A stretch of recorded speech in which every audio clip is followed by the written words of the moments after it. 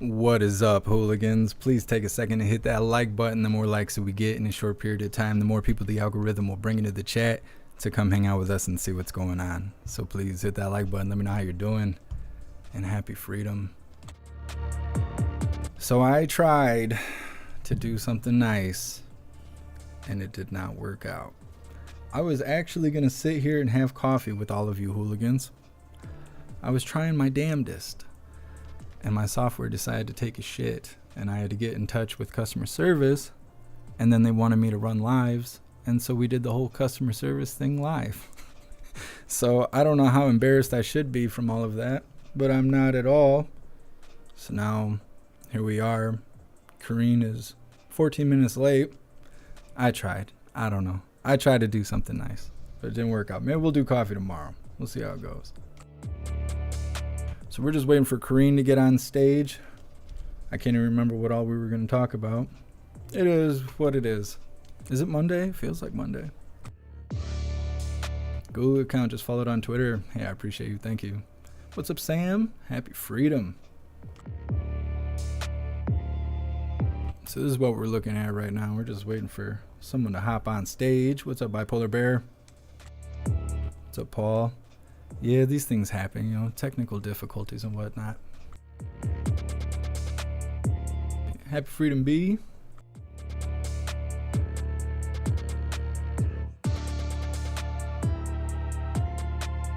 What's up, Grey Wolf? I actually didn't get it fixed. I had to start all 12 lives independently for this live, which I'm never doing that again. They better get this fixed or I will be paying a different company for this service. So they better figure that out. What's up, Matthew? What's up, T. Lawton? What's up, Red Army? Thank you so much, Rasta, for continuing the membership program for 10 months. You're officially a hooligan. I appreciate you. Hey, what's up, Beer Juice? All right. What's up, Joe USA? Let me check these other chats. Make sure we're live everywhere. I'm surprised you guys can hear me. I'm just full of technical difficulties today. Paul, it makes you organic. I like to come off genuine. I am a very transparent, genuine kind of person, so I'm glad that's being portrayed through the camera there. Thank you so much, Donna Sparks, for continuing the membership program for 20 months. You're officially a hooligan. I appreciate you. What's up, Anthony? All right, let's see what's going on with these other chats. Make sure they're running. What's up, Red Army?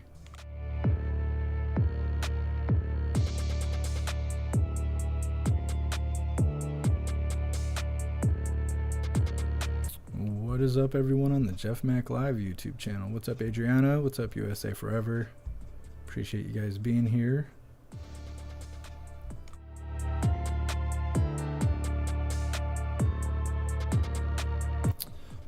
What's up, Mr. Beansy? What's up, Tom Tom? Thank you guys for being here on Twitch.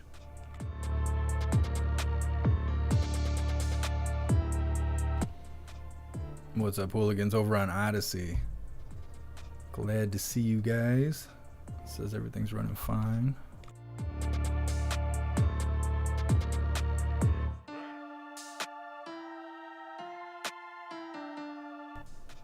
What's up, Rasta? Rasta, you're everywhere. What's up, everyone on Rumble?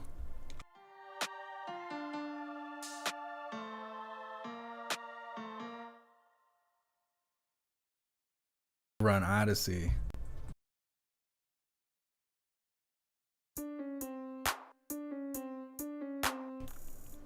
What's up, Anna? What's up, everyone on Facebook?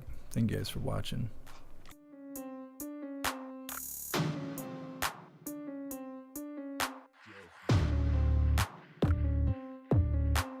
Thank you so much, Bipolar Bear, for continuing the membership program for 25 months. You're officially a hooligan. I think you're the top one, Bipolar Bear. I think you're the oldest reigning hooligan. I'm pretty sure nobody's got above 25 months. What's up, CB? Thanks for being here. What's up, Mike? What's up, Dave? Yeah, Rasta, you're everywhere. You're omnipresent. You're on all platforms at once. What's up, Helen? Yeah, so we're just hanging out, waiting for somebody to get on stage. Also, I am trying to find live feeds of the protests going on in China because they're battling lockdowns and stuff. And as far as I know, it's not against any community guidelines or anything to talk about China or show what they have going on. So if I can find some lives, I think we're going to be covering that. I mean, I think things are going to become more active here in the States with Trump running again and all the stuff going on. But until that starts, I think we should probably be covering some of that stuff going on in China. I was looking last night to try and find stuff going on, but they protest at night, and their nighttime is like right now for us. So trying to figure it out.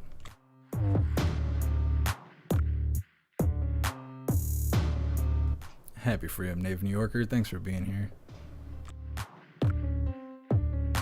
Adriana, this is the one that worked. Tried others. I was trying to go live earlier to drink coffee, discuss the schedule, and discuss possible lives that we're going to run so we can be more active instead of just waiting for the White House every day. But then I had so many technical difficulties that I had to sit there and do a screen share live chat thing with customer service from Finland. And yeah, so I don't know. It is what it is. Hopefully they get it fixed, because if they don't, I can't continue to set up lives individually like I did this one. It took me like 25 minutes to set this up. It's a pain in the ass, but we'll get it figured out.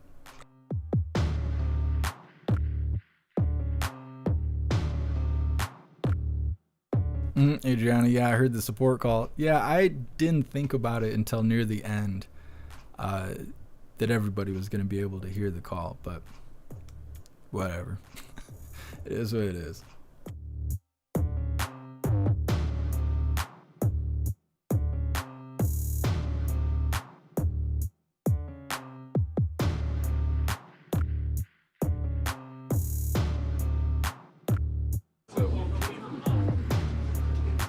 There's Peter. There's Peter. That's what she said. What's up, Scott? Thanks for being here. Kevin, yes, cover that. Very important. I agree. I think the intensity that's going on in China makes me feel like Portland 2 years ago. And it's good to see people standing up for their rights and what they believe in. It's good stuff, and especially against tyranny. Standing up against tyranny, badass. So if I can find live feeds of what's going on in China, we're going to cover that stuff. Hey, thank you so much, Bipolar Bear, for the $5 donation. I appreciate you. Thank you. Oh, what will Kareen bring today? Just lying and crying, you know. Prostitute.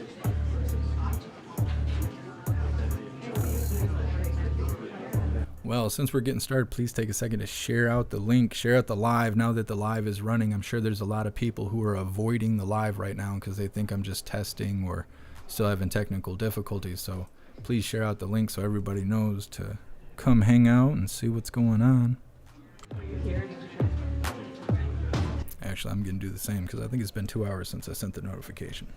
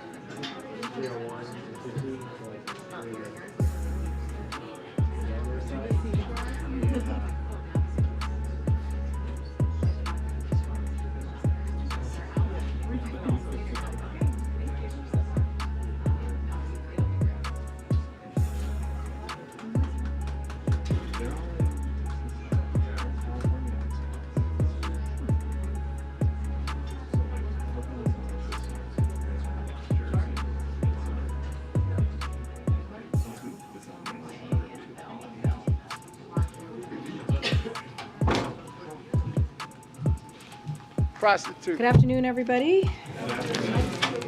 Welcome back from your Thanksgiving holiday. Hope everyone had a restful and wonderful holiday.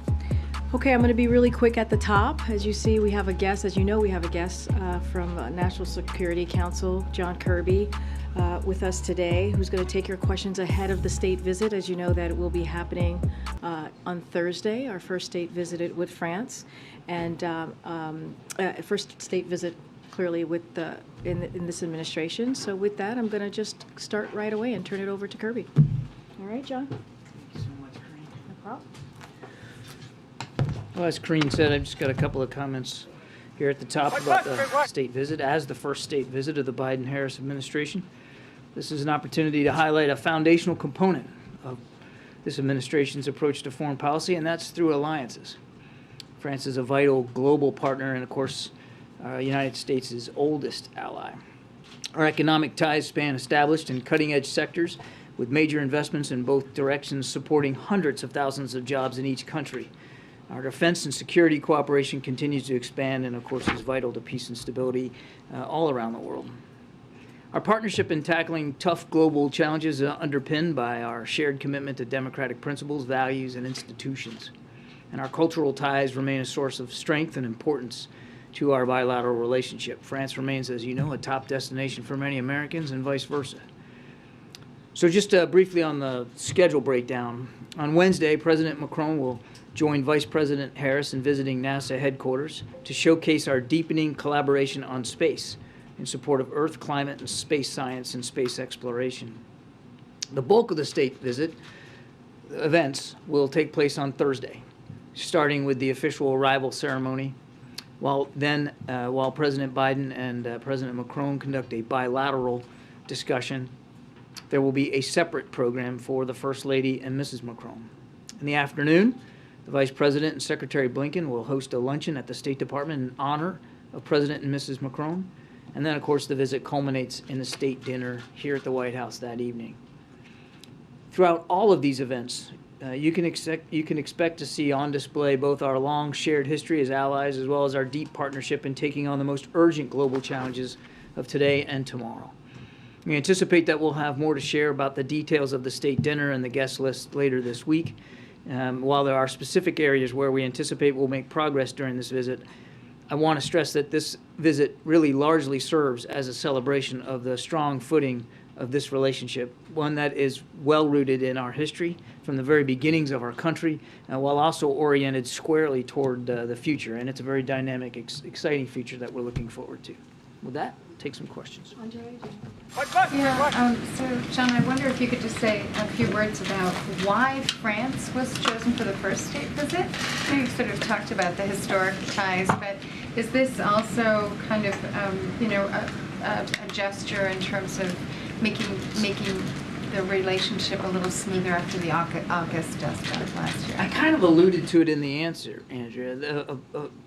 A real kind of the long pole in the tent for President Biden's approach to foreign policy and to the world around us is the strength and power of alliances. And our alliances is something that no other nation in the world can match, a network of American alliances. France is our oldest one. And, I mean, if you look at what's going on in Ukraine, look at what's going on in Indo-Pacific and the tensions with China, France is really at the center of all those things. And President Macron has been a dynamic leader inside the G7, particularly there in Europe. And so the president felt that this was exactly the right and the most appropriate country to start with for state visits. Just follow up on that. One big issue that is dividing the U.S. and Europe at this moment are the EV credits in the Inflation Reduction Act. This is an issue. I mean, I realize the way the EU is structured, the EU Brussels is in charge of trade policy. Do you expect that issue to come up? Do you think there's any chance of resolving that short of a WTO, dispute? I think certainly the issue will most likely come up. I think we look forward to having that discussion with our French counterparts. As you know, last month the United States helped stand up an EU-U.S. IRA task force just last month to try to make sure that we can better understand the concerns of our European friends about this and so many other issues. The bottom line for us is, first of all, we want to understand the concerns. We're absolutely willing to have that conversation and to find a way to work through those issues of concern. But it's not a zero-sum game. I mean, clean energy, that's a tide that raises all boats. The more we can transition to a clean energy economy around the world, and there's plenty of opportunity for everybody in that. So we're looking forward to having those discussions. Thank you so much, Mr. Beansy Beans, for continuing the membership program for 3 months. You're officially a hooligan. People in China who were peacefully protesting COVID lockdowns there, and then did the topic of China's zero COVID policy come up in the President's bilateral meeting with President Xi when they met in Indonesia a couple weeks ago? They did talk about COVID and the effect that the pandemic had around the world. Clearly that came up inside the conversation. I don't know if specifically the zero COVID policy was an issue of discussion, but certainly COVID was on the agenda, as you might expect that it would be. And our message to peaceful protesters around the world is the same and consistent. People should be allowed the right to assemble and to peacefully protest policies or laws or dictates that they take issue with. Does the White House support their effort to sort of regain their personal freedoms in light of these lockdowns? The White House supports the right of peaceful protest. And then on a different topic, the State Department announced today that Russia abruptly canceled the latest rounds of arms negotiations. Is the President planning to reach out to anybody about that? Is there any White House reaction to that? I don't have any phone calls or conversations to read out. What you're talking about is the Bilateral Consultative Commission.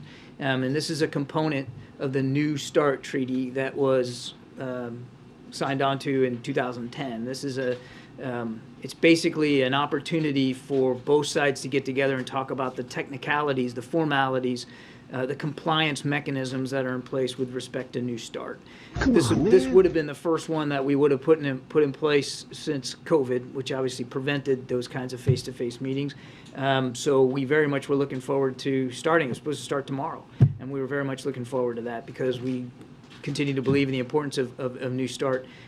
We haven't received, a real solid answer from the Russians as to why they postponed this. We're going to be working through the embassy to try to figure out what happened here, and we'd like to see it get back on the schedule as soon as possible because it's important. It's not just important for our... Thank you so much, Big Fella, for the $5 donation. I appreciate you. Thank you. Thank you, Corinne. 2 questions, John. First, the niece of the Ayatollah Khomeini was arrested in Tehran recently as part of the protest march. Does the administration, having stated its support for peaceful protest, have any particular statement about her arrest? We would, I think, stay very consistent, sir, that we believe in the right of peaceful protest. We have made it clear that we stand with particularly, it's largely Iranian women, but it's obviously beyond that, but particularly their concerns about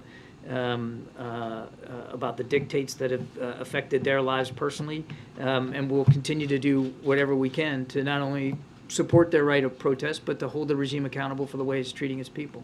And along the same line... Thank you so much, Viking Vet, for continuing the membership program for 5 months. You're officially a hooligan. I appreciate you. Thank you. Of the incarceration and keeping incommunicado the former leader Aung San Suu Kyi. I don't have a preview of some sort of statement to read out to you today. We've been very clear about our concerns over the military's domination there and their practice and their policies, particularly the way they treat political prisoners. But I don't have a statement for you today about that particular issue. On China, John, is it the U.S.'s assessment that these protests we've seen are widespread, or are they perhaps more isolated incidents that are being amplified by social media?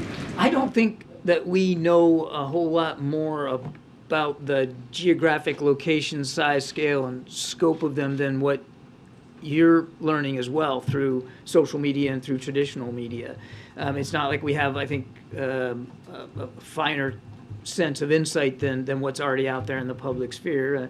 So I don't have a sense of that. In that realm, the statement you issued, or that was issued earlier today, didn't include any explicit calls for China to stop detaining and harming protesters and journalists. Why not? We're watching this closely. as you might expect, we would. And again, we continue to stand up and support the right of peaceful protest. And I think we're going to watch this closely, and we'll see where things go. Can I ask you a quick one on Iran? Sure. The U.S. men's national soccer team has thrown up an image of the old flag before then, including the Islamic Republic symbol. Right. Does the White House have any comment on that decision? No, actually, we don't. And this isn't the kind of thing that the White House would comment on. USA Soccer is a private. Why not? You open your face about everything else. Decisions about those kinds of things, and we wouldn't comment on that. We wish them all the best tomorrow. The team had said it changed the flag after consultations with various entities afterward. Are you aware of anyone in the U.S. government speaking to the team about it? I'm not aware of any conversations by anybody in the U.S. government that had anything to do with their decision either to post that image previously and then to take it down and replace it. No. On China again, John, is it the U.S.'s assessment that there's any sort of risk to the U.S. economy or the U.S. supply chain because of the protests? We don't see any particular impact right now to the supply chain as a result of these protests. And then on the vaccines, has the U.S. offered any U.S.-made vaccines, coronavirus vaccines, to China, the mRNA vaccines? We have not offered any to China at this time. As you know, we are the largest supplier of COVID vaccines around the world, and we have not received any requests or any interest by China to receive our vaccines. Thank you very much. Thank you, John. Again, on China, you just noted that you're watching this closely, as we might expect. Could you give us a sense of how much the president is engaging with this issue? Is he watching it personally, getting updated more than on maybe some other? Look at the guy in the background with his ugly face, his ugly mugging. Yes. Closely briefed on this? Anytime. I mean, just trying to get an impression of where I've never been in the room where he wasn't closely briefed. I mean, he's staying atop on what's going on. He's monitoring this. We all are. So yes, the president is certainly staying mindful of the protest activity. Okay, thank you. Alex, right about. Thanks, Kareem. Thank you, John. I sort of assume that the United States supports peaceful protests around the world. That, with all due respect, doesn't strike, I would think, most people as a novel position. The question is... Well, I'm glad that it's not a novel position. It's exactly where we should be. But the president has explicitly drawn a contrast between autocracy and democracy here and also abroad. Isn't this a moment, obviously without getting into some sort of grand conflict, to sort of assert the rights of people advocating for freedom and democracy more forcefully than perhaps we have? This is, I think, a moment to reassert what we believe in when it comes to free assembly and peaceful protest, and we've done that, and we'll continue to do that, whether it's people protesting in Iran or China or anywhere else around the world. Nothing's changed about the president's firm belief in the power of democracy and democratic institutions and how important that is. But this is really a moment, to put it back into your words, this is a moment for the Chinese people and the Chinese government to speak to. We have been nothing but clear and consistent, and I think you'll see that going forward. So just to follow up, John, on the China issue, why is the White House's line that everybody has the right to peacefully protest and not the U.S. thinks it's bad to lock people up in their houses to stop COVID? We've made it clear, Peter, that a lockdown is not a policy that we're going to support here. We've come a long way over these last 3 years. Hard to believe, 3 years in terms of treating COVID and preventing COVID. So we've said, a lockdown is not a policy that we support here. But obviously there are people in China that have concerns about that, and they're protesting that, and we believe they should be able to do that peacefully. Okay. And on the sanctions relief for Venezuela, why is it that President Biden would rather let U.S. companies drill for oil in Venezuela than here in the U.S.? That's not an accurate take on the president's view. Earlier this month he said no more drilling. There is no more drilling. The president has issued 9,000 permits for drilling on U.S. federal lands, Peter. 9,000 of them being unused. There are plenty of opportunities for oil and gas companies to drill here in the United States. I'll let Chevron speak for this particular issue of sanctions relief, but our expectation is it won't be a lot of oil coming out of there. It'll all have to be shipped to the United States. Does the president think there's some benefit to the climate to drill oil in Venezuela and not here? No, it has nothing to do with a benefit to the climate, Peter. Again, there are 9,000 unused permits here in the United States on federal land that oil and gas companies can and should take advantage of. 9,000. And we're talking about one there in Venezuela. Now, look, it remains to be seen how much will get drilled down there. It'll be up to Chevron to decide that, Peter. But as a function of the sanction itself, that oil, whatever product is drilled, has to come to the United States. One more on China. How concerned is the president that China's zero COVID strategy and these restrictions may be inhibiting the economic recovery globally and here at home? The president believes, and he's said this many times, I mean, COVID absolutely has had an impact on the global economy. Certainly it's had an impact on supply chains and resources around the world. And that's why the president wants to move the United States as quickly and as efficiently as we can through COVID so that even our economy can get more on track than it already is becoming now. So, I mean, it is having a global effect. But what is also having a very acute, significant global impact on the economy is the war in Ukraine. And that's why we're trying to go after a price cap on Russian oil. That's why we're trying to give Ukraine the tools and capabilities they need to succeed on the battlefield so that this war can end. It can end in a way in which Ukraine can be whole and sovereign and free. So there's a lot of impacts on the global economy. It's not just about COVID. But beyond just COVID generally, I mean, does he think that China's zero COVID strategy, that these restrictions are inhibiting the economic recovery? The president recognizes that in many countries around the world, COVID is still an issue. And certainly, to the degree that it inhibits a country's ability to conduct commerce, it's having an impact on the world. And China is a huge economic competitor out there. But I wouldn't get into parsing the dollar figure effect here of the remaining challenge of COVID in China. But clearly, China as a major economic player, and China still struggling with COVID, there's an impact on the economy. And just one more on Paul Whelan. His brother said he missed a scheduled phone call home to his family on Thursday, which they say is incredibly unusual for him to miss a call, especially on a holiday like that. How concerned are you about this silence? Have you received any information on his condition? And just can you give us any update on any progress that may I'm or may afraid not I be don't made? have an update for you. This is the first I've heard that there was a phone call that was missed. So why don't you let me take that back and see if we can find out something for you. I don't want to just speculate up here. Well, obviously, we're deeply concerned about him and Brittany Griner and all Americans wrongfully detained overseas. But let me take that question. All done, Mary. Thank you. Two quick questions, one on China and then on Ukraine. Damn, son, you get to pick your nose in front of the whole world? What is the president's reaction when he hears protesters in China chant freedom or Xi Jinping step down? The president's not going to speak for protesters around the world. They're speaking for themselves. So there's no reaction? These protesters are speaking for themselves. What we are doing is making it clear that we support the right of peaceful protest. And then my follow-up, is the backlog of arms shipments to Taiwan a result of our stepped-up efforts to send arms to Ukraine?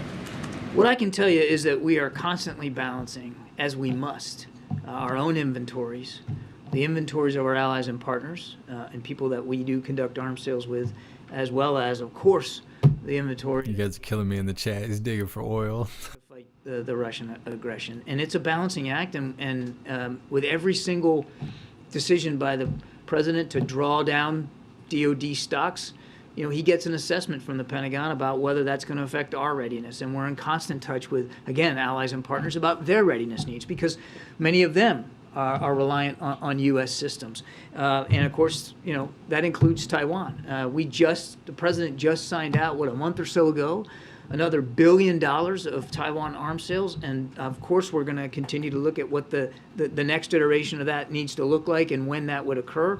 But we take very seriously our responsibility to help provide Taiwan the self-defense capabilities that it needs. That's in accordance with law and policy, and that's not going to change. But in terms of those shipments actually going out the door to Taiwan currently, is there a backlog when it comes to those arms being shipped? I'm not going to get into at a public podium talking about inventory stocks of any system anywhere. That just is not a good idea for us to do, certainly not from the podium. We watch it very closely. We make sure that our readiness can be preserved as well as the readiness of our allies and partners. But look, has all the provisions to Ukraine, has that caused an effort inside the administration to make sure that we are judiciously monitoring stocks and inventories and working with the defense industry to plus them up and to make sure that those supply chains are still flowing? Absolutely. Of course we are. But it's a balance we strike every day. Thanks, sir. Yeah. Way in the back. Thank you so much, Thedrock, for continuing the membership program for 12 months. You're officially a hooligan. I appreciate you. Thank you. The Turkish claims that the PKK was behind the explosion in Istanbul. And now they are using this as a justification for a ground operation in Syria. Yeah. Did the U.S. ask for an evidence, or did you offer help for in the investigation? Do you see this as a proper justification for a ground operation in Syria? I don't believe we're offered anything to help with the investigation, and we're not in a position to say specifically who was responsible. We condemned the violence at the time. We condemn it today. And as I've said as recently as a week or so ago, we do need to remember that Turkey continues to fall victim to terrorist attacks, whether it's near that border or elsewhere inside the country.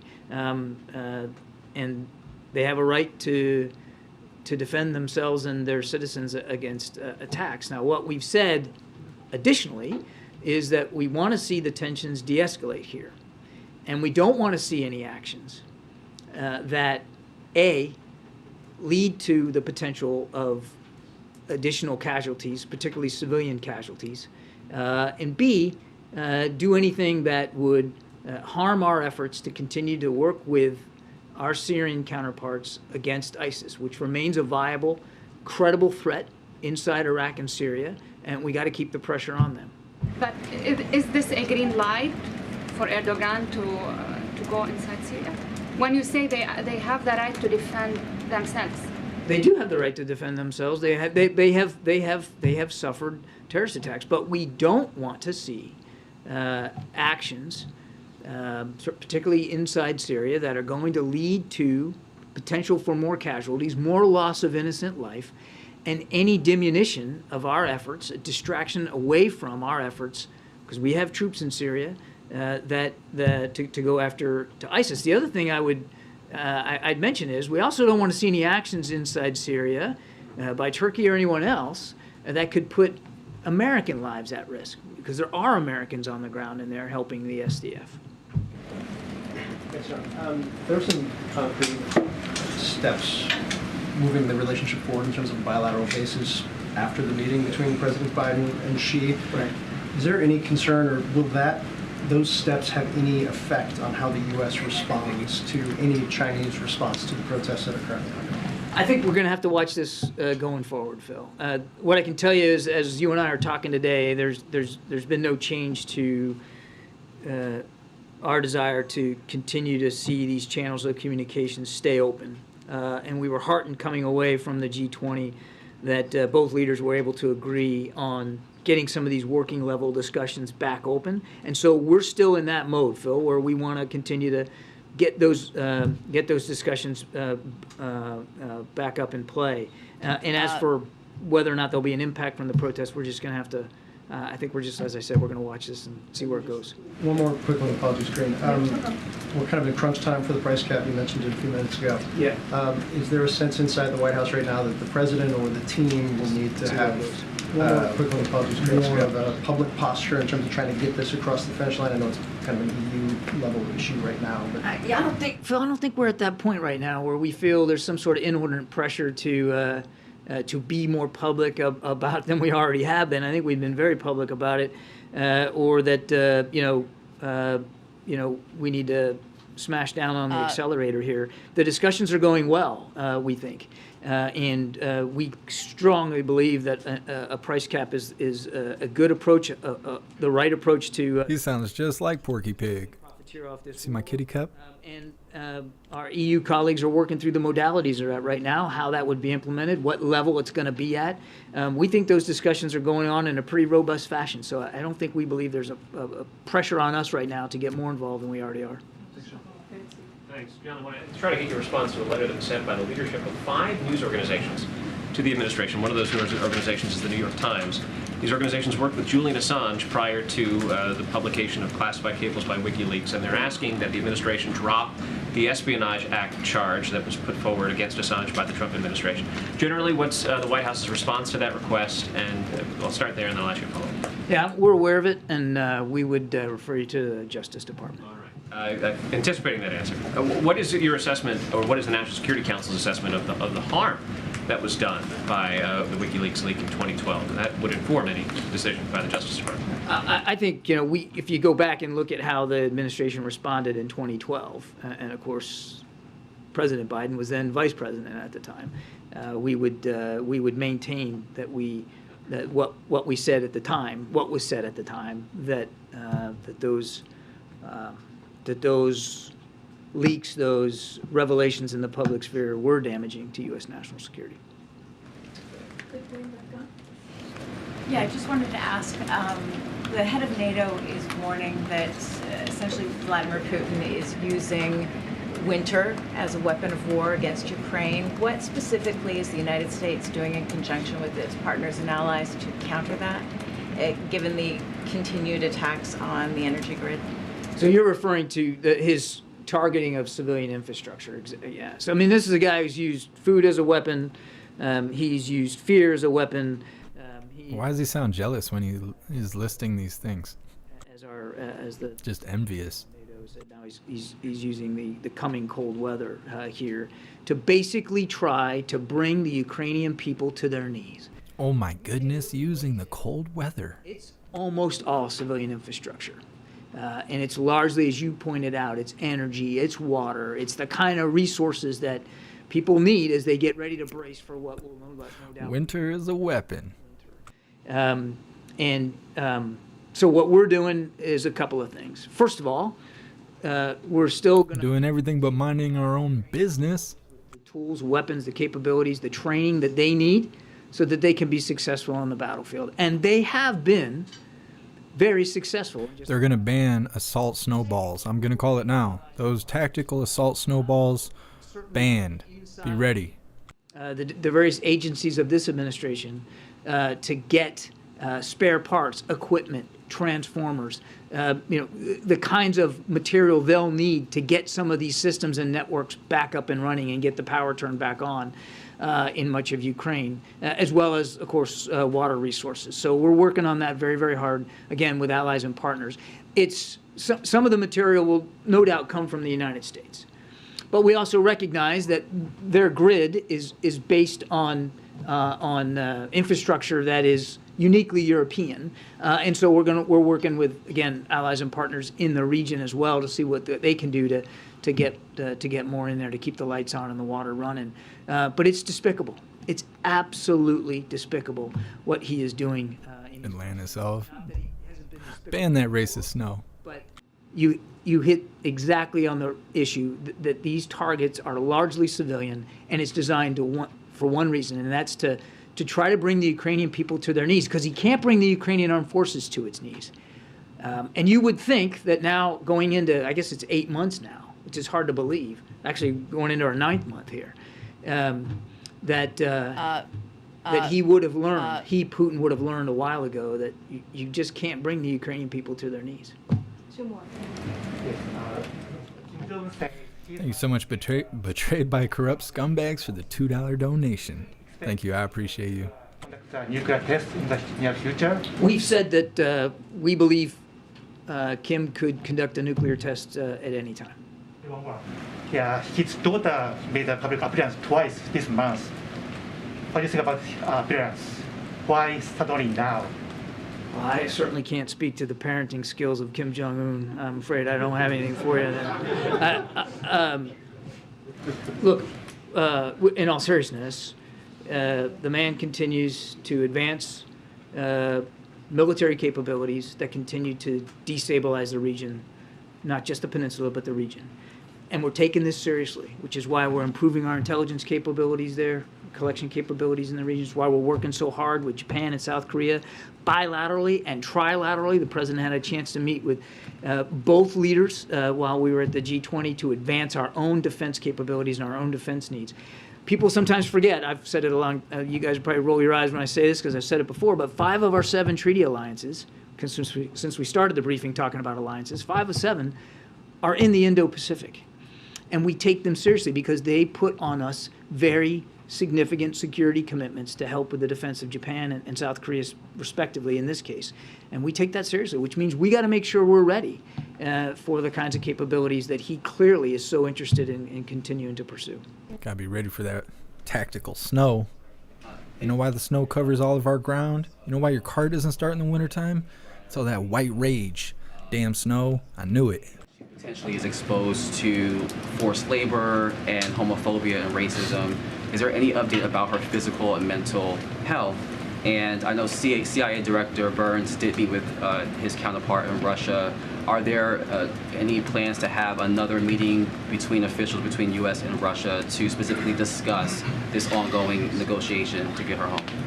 Great questions, both of them. On the second one, we continue to have ongoing conversations with Russian officials about Brittany's release as well as Mr. Whalen's and trying to get them home to their families where they belong. I can assure you that those conversations are ongoing and we want them both home as fast as possible, and this administration is going to stay committed to that task. On her condition, I think you can understand for privacy reasons, I'm not going to get into much detail about her physical health. I wouldn't do that. I can just tell you that we're taking that very seriously as well, knowing where she is. Ted Bell says snow privilege. And we're trying to make sure we have as much damn snow access and information about her condition as possible. Sometimes that's done more through her representatives than it is from our diplomatic presence, just because of the modalities of it, but we're doing the best we can to stay on top of it as much as we can. John, can you share any update on whether President Biden will accept the invitation of Mexican President López Obrador to attend the Three Amigos Summit in Mexico City? I know that had been... Look at Peter over there tweeting. He's like at the White House press briefing. Lame as shit. The president's looking forward to being able to have that meeting, but we don't have a date yet or anything. If I was Peter, I'd be taking selfies in there like, look at these losers. Looking forward to the discussion, absolutely. All right. Thank you. Thanks, guys. Eat shit. Late Thanksgiving to you. Thanks, prostitute. Okay, before we dive into questions, just to have a couple things, a few updates at the top to share with all of you. As you know, she looks like a supervillain with that outfit on. Everything within his power to address Putin's price hike at the pump. Today, gas prices have returned to the levels they were prior to Putin's invasion of Ukraine. As the chart behind me shows, the national average is $3.55 per gallon, down over $1.45 per gallon from the June peak. The most common price is $2.99 per gallon. That's saving American families with 2 cars about $160 per month on average. Yep, you're only 3 times what Trump's prices were. You're getting there. The president made to them. So it's no accident either on a couple of things. President Biden has been releasing oil from the reserve, as you know, which was a historic action that this president took. He called on international partners to release oil as well. And he's been calling on oil and gas companies to pass on their savings to consumers at the pump. The president's actions have helped bring prices down for families, and he will continue to do everything possible to bring prices down even further. Earlier today, the president signed a presidential memorandum on promoting accountability for conflict-related sexual violence to strengthen the U.S. government's effort to combat rape as a weapon of war. We need to promote accountability for politicians. Treasury Department and other federal agencies to leverage sanctions, authorities, assistance, restrictions, and other tools to promote accountability for perpetrators of conflict-related sexual violence. With this executive action, U.S. departments and agencies are, for the first time ever, being directed to ensure equal consideration of acts of conflict-related sexual violence when identifying targets and preparing designations for potential sanctions. Under President Biden's leadership, the United States will continue leading efforts to rally other nations and international organizations to prevent and promote accountability for acts of conflict-related sexual violence. Today's action is part of the president's broader commitment to work to address all forms of gender-based violence. Now, finally, today, President Biden met with 3 U.S. winners of the 2022 Nobel Prize, Dr. Caroline Bertozzi, who won the Nobel Prize in Chemistry, Dr. John Clauser, who won the Nobel Prize in Physics, and Dr. Douglas Diamond, who won the Nobel Prize in Economic Sciences. The president is restarting an important tradition that just like he does for winning sports teams, as you have seen him do in the past 20 months or so, the president meets with U.S. winners of the Nobel Prize. Their achievements show how taking on the biggest questions can establish new fields of inquiry, promote technology innovation, and expand the boundaries of what is possible. Their work is a reminder of why President often says that the America can be defined by one word, and you all know that word that he uses is possibilities. With that, I'm going to go out of school for a second, and I know there's a young reporter in the room who would like to ask a question. They're handing out Nobel Prizes, if you're noble enough. Pardon me. And where are you from? Austin, Texas, and you are part of the Kids Scoop. All right. Well, welcome to the briefing room. It's great to have you, and you could. You're going to trump AP. Look at her little troll hands. I'll take your first question. Frail little lizard fingers. The situation in Iran with protesting, what are we going to do, or what can we do? So that's an excellent question, and an important question to ask, and we have answered this question multiple times here at this podium. And the president spoke to this when he was in the halls of the United Nations not too long ago in September, and he said, "We stand with the brave citizens and the brave women of Iran, who right now are demonstrating to secure their basic rights," end quote. There's a lot that we can do and a lot that we are doing to support those brave citizens, again, of Iran, those brave protesters.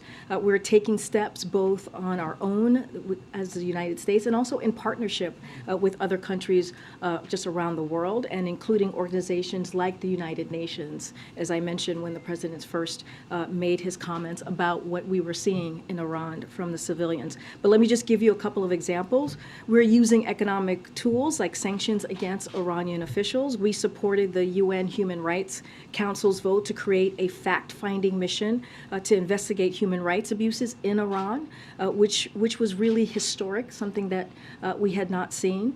So we're working with civil society organizations to make sure Iran is removed from a United Nations body focused on women called the UN Commission on the Status. What's a woman?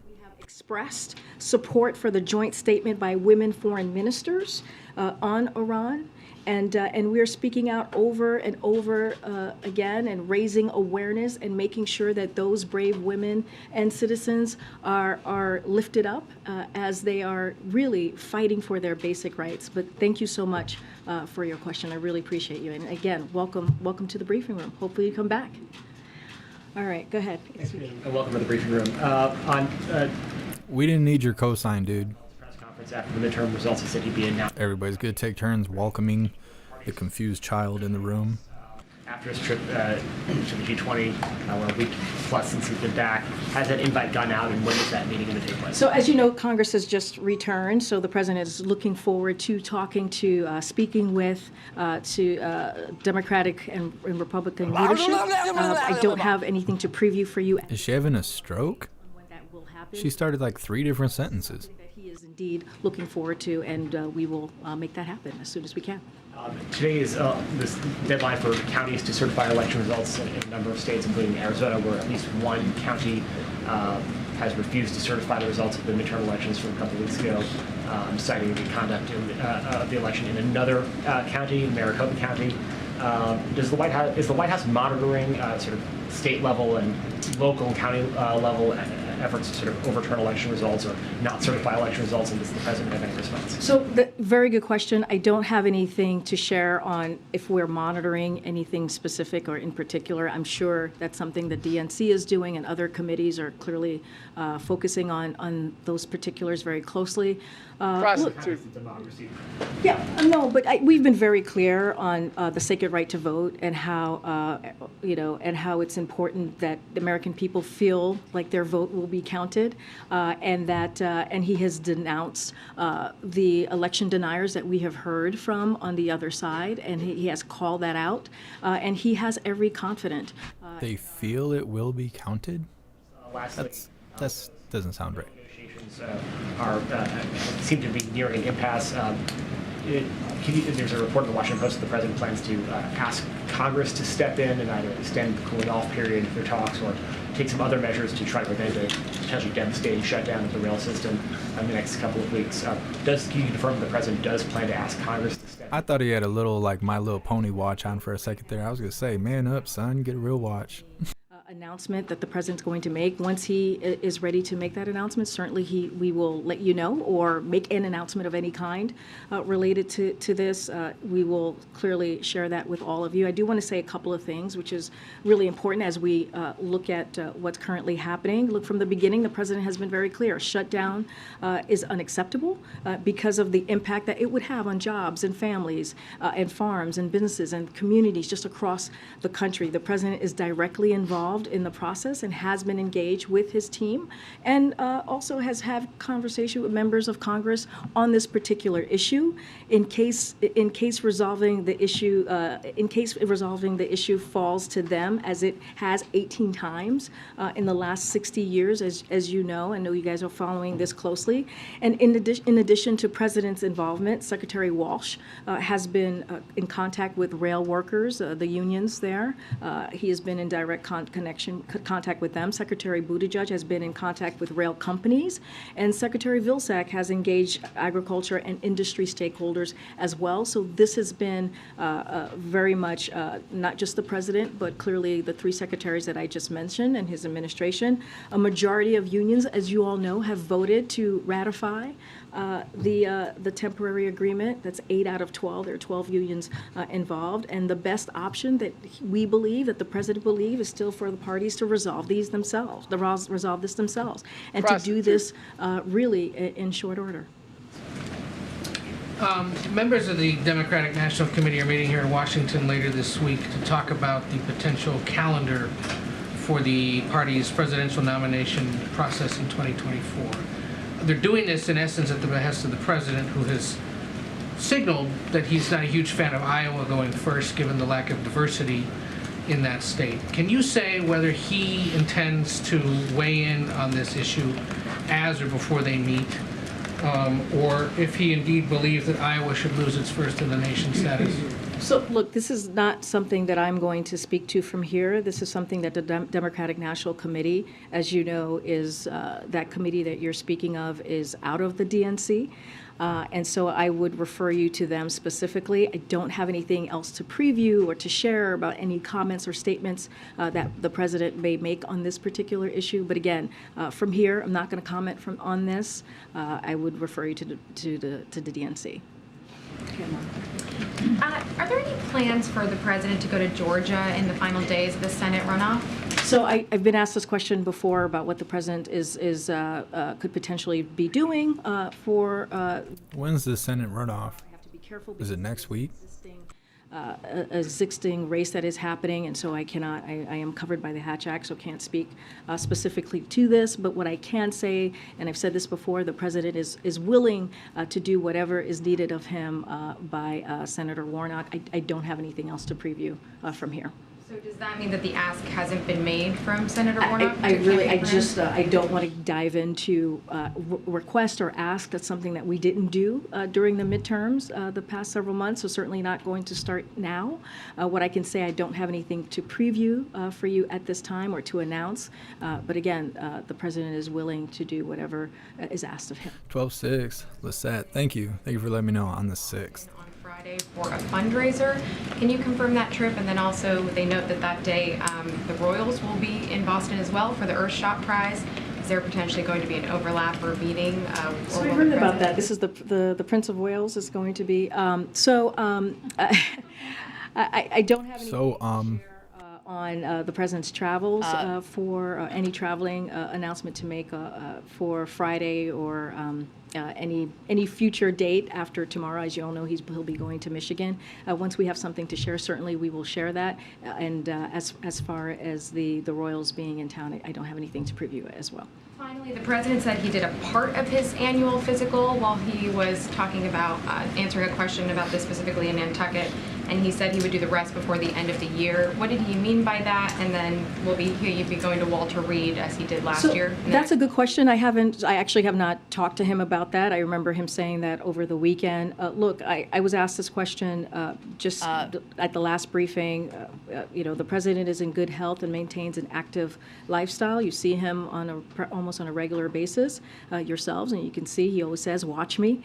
He will have a physical in the upcoming months, and the results will be certainly released as the same way it was last year, in a very transparent way, and we will be sharing with all of you as soon as we have it.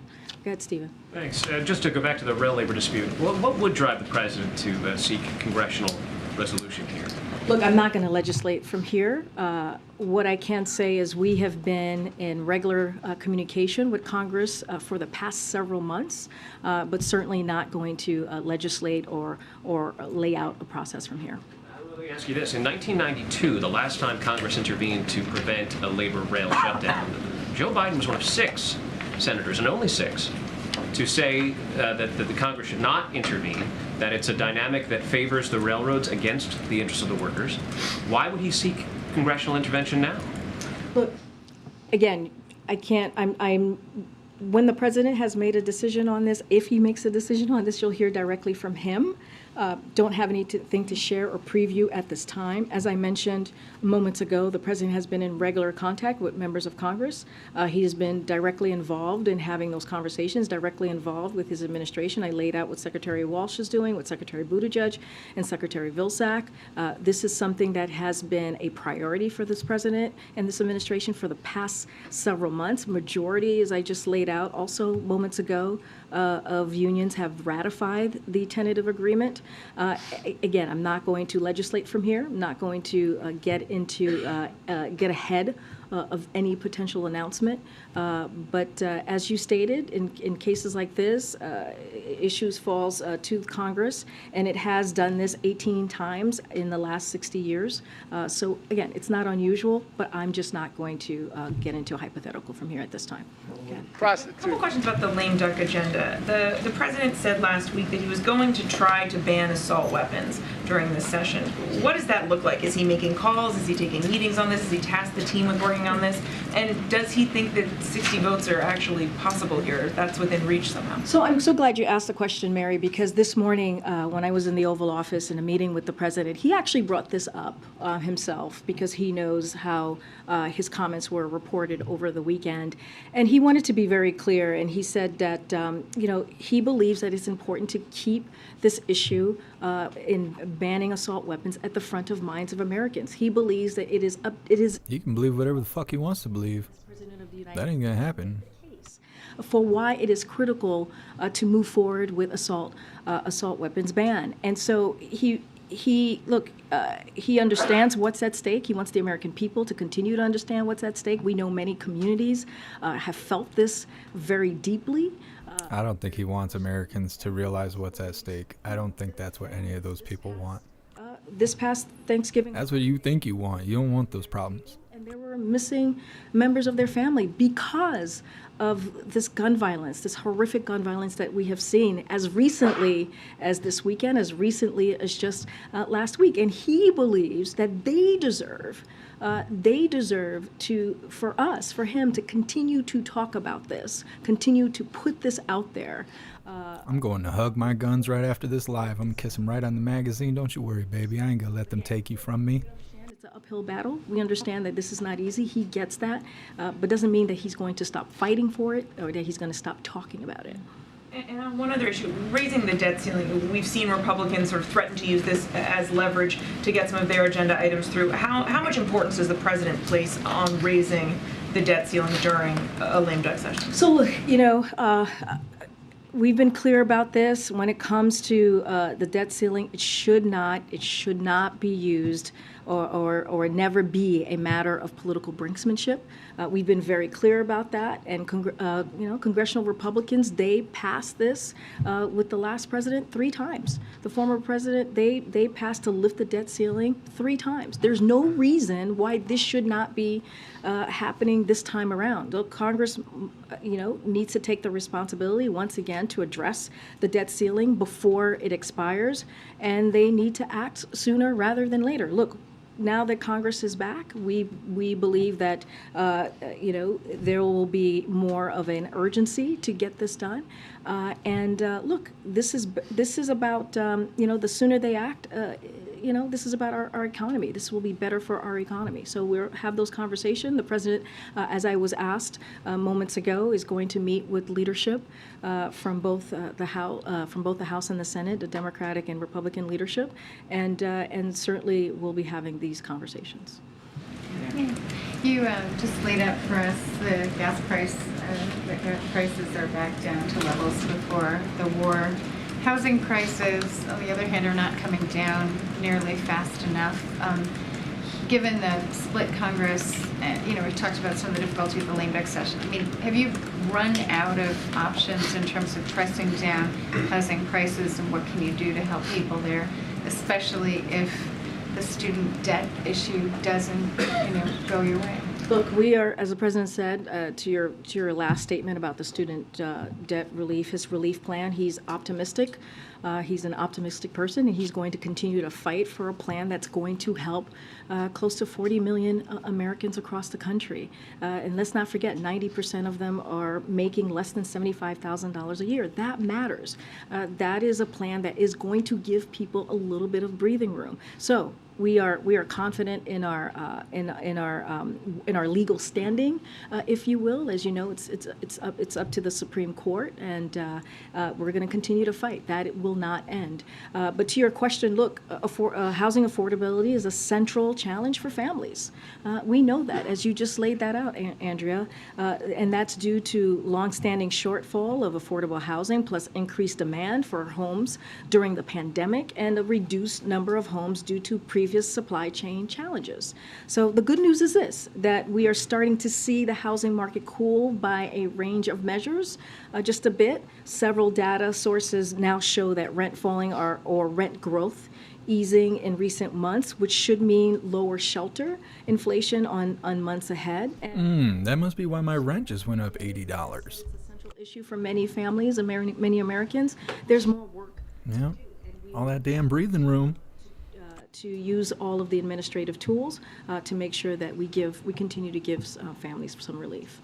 The question about Twitter, there's a researcher at Stanford who says that this is a critical moment, really, in terms of ensuring that Twitter does not become a vector for misinformation. I mean, are you concerned about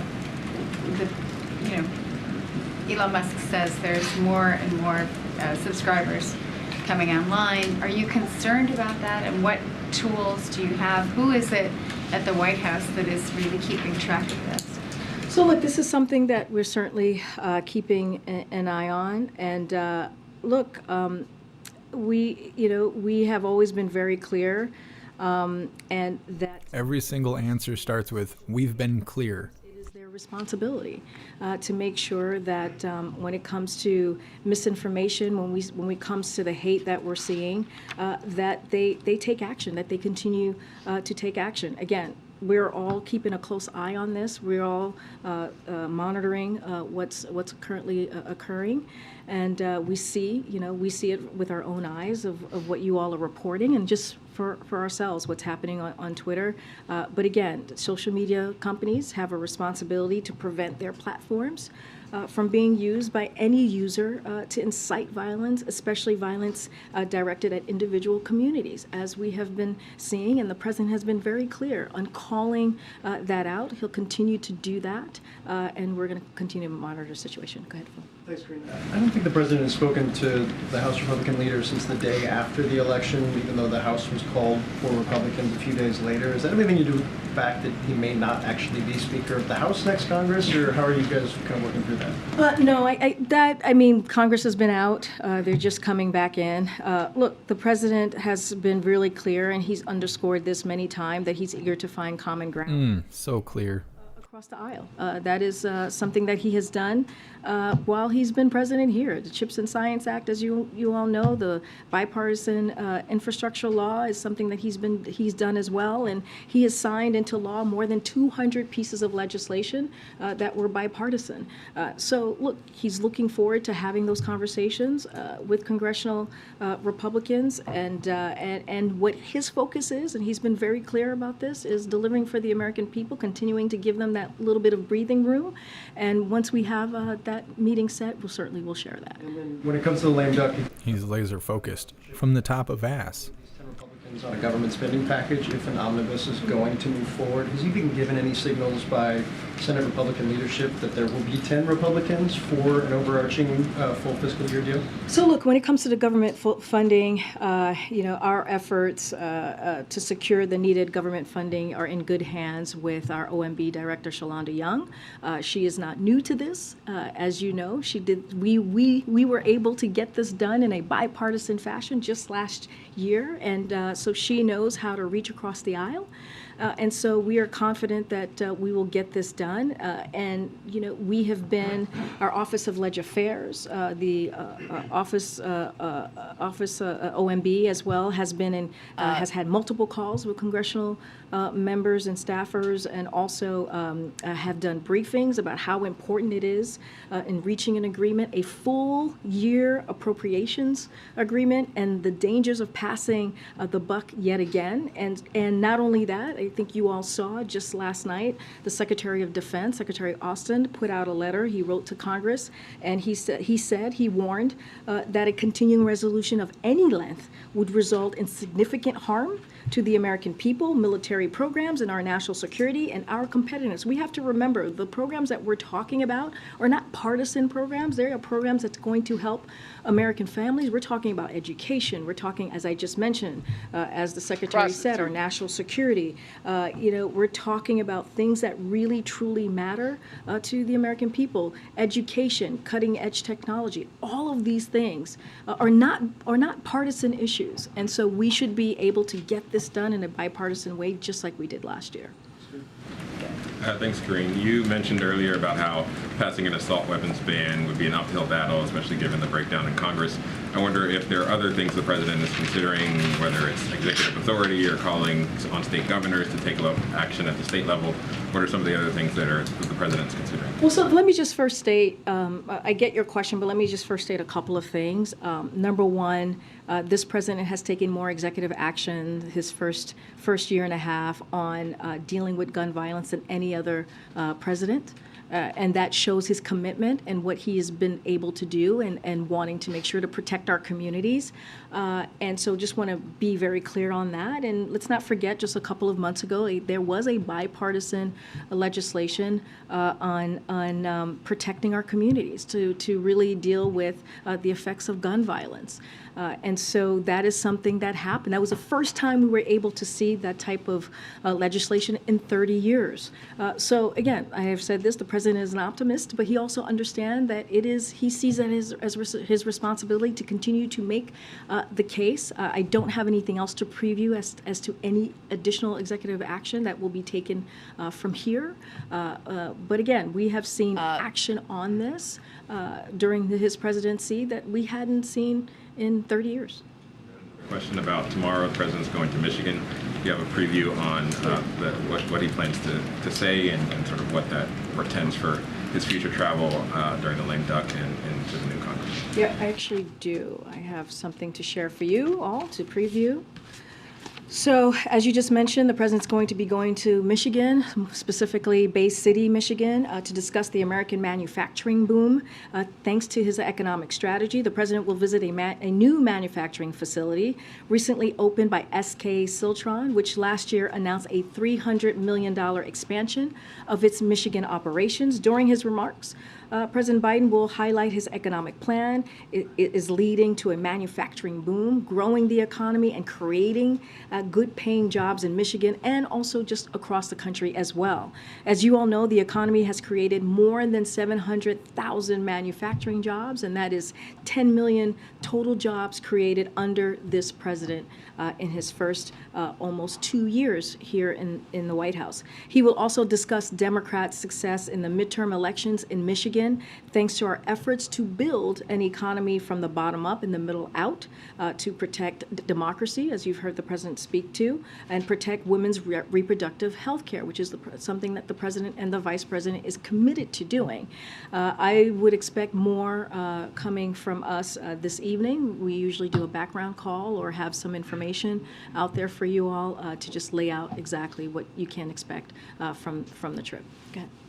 On the rail issue again, when this was, the tentative agreement was announced a few months back, it sort of it was after, an hours-long overnight meeting with all of the parties involved with the labor secretary. Have the talks reached that level of intensity, that level of engagement with the administration?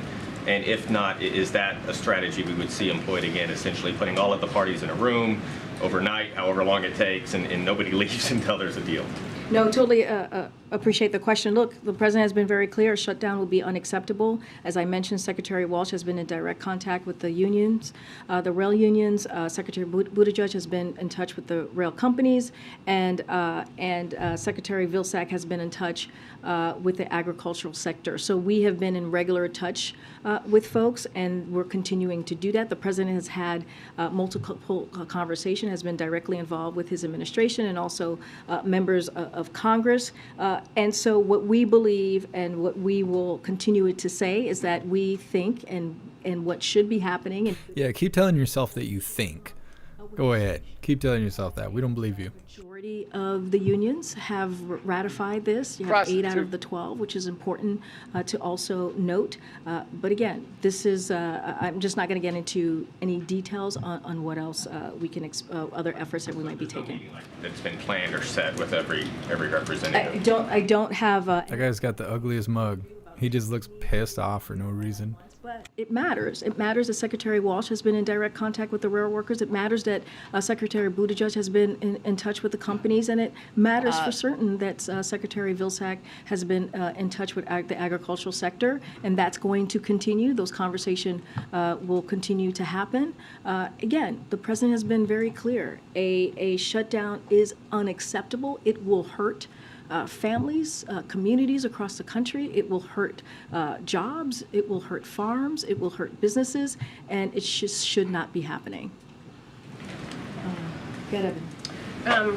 One question. The U.S. Embassy to the Dominican Republic issued a warning to U.S. citizens about those traveling to the DR, that those that are dark-skinned were being targeted. This as the Dominican Republic is doing more deportations of Haitians.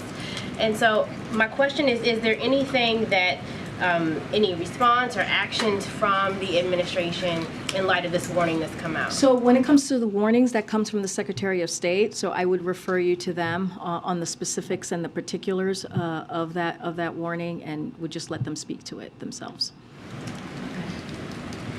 Just wanted to ask a quick follow-up. The president has said repeatedly that, of course, he wants to ban assault weapons, but on Thanksgiving, when he was in Nantucket. He said, quote, "The idea we still allow semi-automatic weapons to be purchased is sick." Obviously, that's a huge category of guns, from rifles to pistols to shotguns, that are not assault weapons. So I guess my question here is, did the president misspeak, or does he in fact want to ban all semi-automatic guns that are? No, he was talking about assault weapons. That's what he was talking about on that morning or that afternoon when he was asked that question. Thank you. Okay. Doesn't matter. He ain't getting shit. As you know, former President Donald Trump had a dinner with Kanye West and Nick Fuentes, a known white nationalist. Is the White House concerned that former president, and more importantly, a current candidate for president, is meeting with someone who is known to foster racist and anti-Semitic views? So look, I'm not going to respond to everything that happens with the former president, but this is something that's important that we speak very clear about, and we speak very forcefully about. This administration, this president totally rejects bigotry, racism, anti-Semitism, and there is just no place for these types of vile forces in our society, and this is something that we are going to continue to deny, including Holocaust deniers. And let's not forget, when you say things like this, when you do not speak out against these type of poisonous and dangerous kind of remarks or representation, if you will, that is also incredibly dangerous within itself. And so we should all be condemning this, and we should be very clear, and say it in really absolute clear terms. And again, this is something that we condemn, and we will continue to speak out against. Quick one on the World Cup, please. So just while we're sitting here, a man carrying a rainbow flag and wearing a T-shirt saying respect for Iranian women ran across the pitch and was then taken away. So first of all, is the president going to be? I know he's traveling tomorrow and he's got to give a speech and so on, but it's right around the time of the big game. Is he going to be? Is he going to be basically kept abreast of how that's going? And just on the political side, what does he feel about the rights of people to do things like what this man did just now, wave a LGBT flag and call out for Iranian women? Thank you. Just more broadly, and we'll say this. Look, we urge the state of Qatar and all Qataris to fully realize the Emir's message here, and that is to truly recognize and welcome everyone. Need to recognize the message. We have said that many times. Thank you so much, Faded, for the $2 donation. I appreciate you. Thank you for everything you do. LGBTQ plus spectators and athletes, and this is something that the president will call out. Any type of human rights abuses, he is not shy and has been very clear raising these issues, and he'll continue to do that. And look, when it comes to the game tomorrow, clearly the president will be kept abreast of how that particular game is going. But as you know, we'll be traveling to Michigan tomorrow. Thank you, Kareem. All right, thanks everybody. What about the Biden administration funding anti-Semitic organizations? How to the authorities? All right, hooligans. Well, that's it for the White House. Lying and crying as it is. Let's get ready for the pledge. Before we get started, please find the Linktree link in the description and join the hooligan community. It's the best place to be notified for when and where we go live. We have a news board to keep you updated on everything going on around the world. There's a ton of hooligans in there to converse with 24 hours a day, so definitely join the community. All of my links are on the Linktree. If you would like to support or get some merch and get a shirt like I got or anything like that, definitely check out the Linktree. Let's get started, hooligans.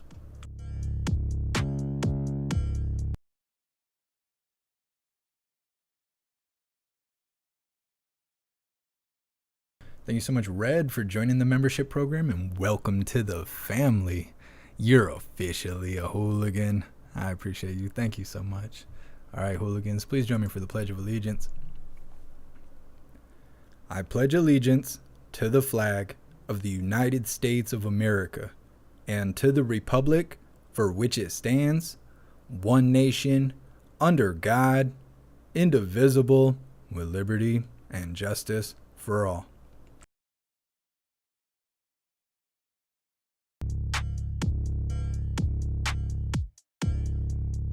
All right, hooligans. Well, that's that for now.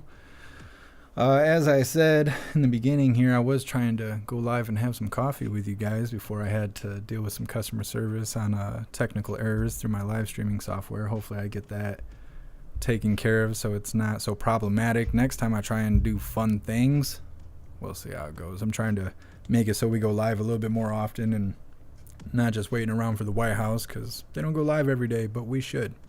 So I'm trying to work on that. I appreciate all you guys hanging with me, especially after all the alerts that went out today while I was trying to fix the technical errors. Appreciate you guys hanging out with me. Big shout out to everyone that made donations during the membership program or purchased any merch. I appreciate all of you, and I would not be able to do this without you. So thank you so much for all your support. I will see you guys on the next live. Until then, stand tall, shine bright, and that's a wrap.